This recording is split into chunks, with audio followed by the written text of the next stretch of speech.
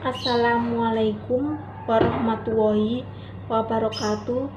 Saya Windy Malinasari dari Prodi Pendidikan Bahasa Indonesia. Saya akan membaca berita tentang peneliti Indonesia masih di lereng epidemi COVID-19. Ilmuwan Lembaga Biologi Molekuler Ekjiman Iqbal Elyashar menyatakan Indonesia masih berada pada lereng epidemi virus corona atau COVID-19. Menurutnya, tingkatan itu membuat jumlah kasus di Indonesia bisa lebih dari 10.000 kasus dalam beberapa hari ke depan. Sekarang kita masih berada di lereng epidemi.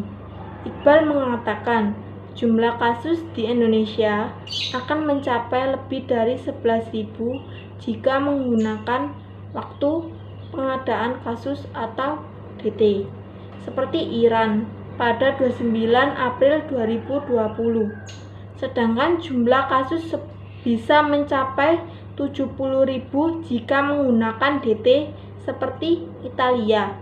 Angka itu dihitung dengan fungsi eksponensial dan asumsi sejak 2 Maret 2020.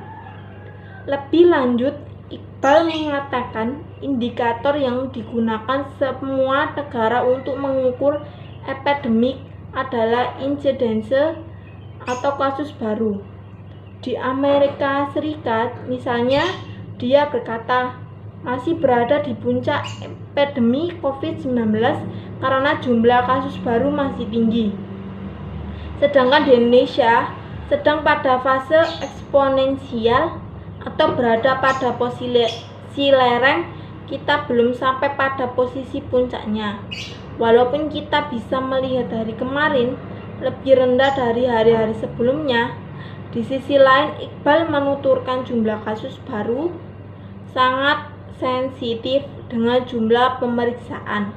Dari jumlah yang diminta oleh Presiden Joko Widodo sebanyak 10.000 spesimen per hari, dia berkata baru ada sekitar 2.000 spesimen per hari. Dia menduga minimnya uji spesimen disebabkan oleh tidak tersedianya tes kit dan wilayah yang menolak hal tersebut. Kami melihat indikator kasus baru ini sangat tergantung pada jumlah pemeriksaan ini.